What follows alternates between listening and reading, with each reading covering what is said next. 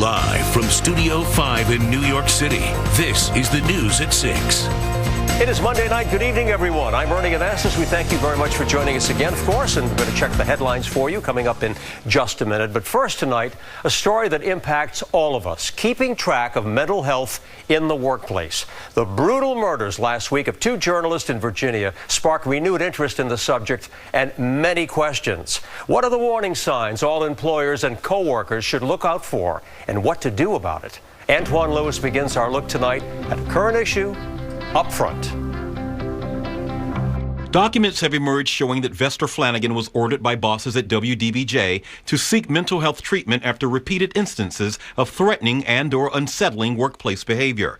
Flanagan took the lives of news reporter Allison Parker and photojournalist Adam Ward last week, sadly bringing the subject of mental health in the workplace into another national discussion. You have to be prudent and vigilant about the warning signs or behaviors or comments that people make. Gregory Giangrande is the Director of Human Resources for Time Incorporated. Giangrande says the WDBJ tragedy is a wake-up call, a sad, senseless wake-up call. Absolutely, it is a reminder to everyone that when you have a tragic episode like this, to be much more vigilant, much more aware of incidents that are potentially troubling, interactions that don't seem to be within the normal range of sort of human behavior in the workplace. Station bosses say several of Flanagan's co-workers reported that he had displayed actions and language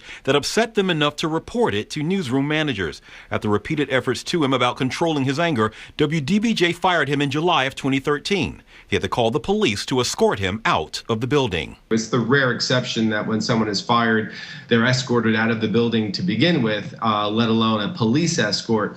So clearly they recognize something, clearly they call the authorities, and to have something happen 2 years later, there's really nothing an employer can do or should have done differently. Workplace violence rose to the national consciousness beginning in the late 80s with a series of incidents involving United States postal workers. Since then, Giangrande says many offices have started training programs to make it easier for employees to recognize when something doesn't seem right with a colleague.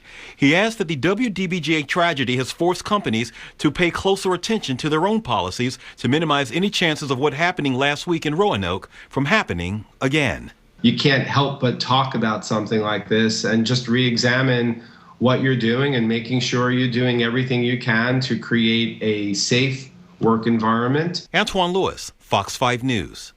Antoine, thank you very much for that. Let's continue to talk about this very important story. Joining us right now is Dr. Michael Woodward, Dr. Woody, psychologist and work expert. Good to have you with us.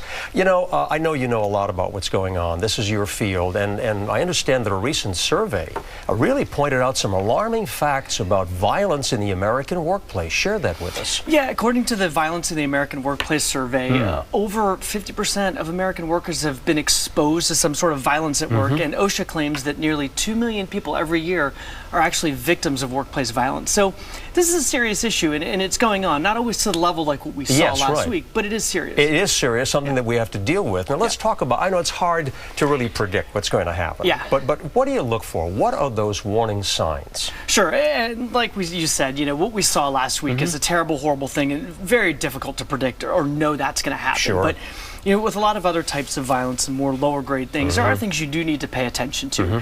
I would say when you see changes in behavior, changes in patterns of work, changes in appearance, coupled with poor hygiene, poor health, changes in attitude, those things together are probably a warning sign that something's going on with this individual and you need to raise your hand. Okay, so raise your hand. Now let's talk about what you should do, all right? You notice something like what you just pointed out, what action do you take? Yeah, because one of the biggest problems here is very little of workplace performance or problems and violence are reported. Yes. And a lot of people just don't want to say anything. They don't want to be the one they're afraid of repercussion or whatever.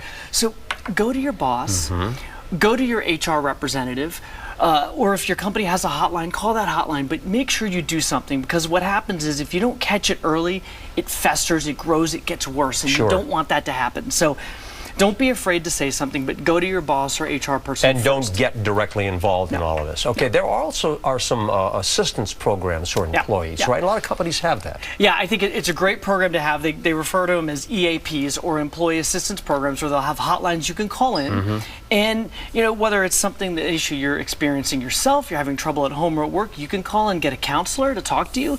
Or if it's something you're noticing, like those warning signs, you can call in and ask for some guidance on how do I approach it, what do I do if you're just not sure. So bottom line, be careful about what you're doing, but take these steps that you just pointed out. Early intervention is so critical, and paying attention, raising your hand. Don't be afraid, but do it in an appropriate way. Right. Get your boss and HR involved. And it can make a huge difference, too, obviously. Early intervention can help stop a lot of it. Yeah. Okay, we all have to be aware of it. Dr. Woody, thank you so much for joining us tonight. Sure.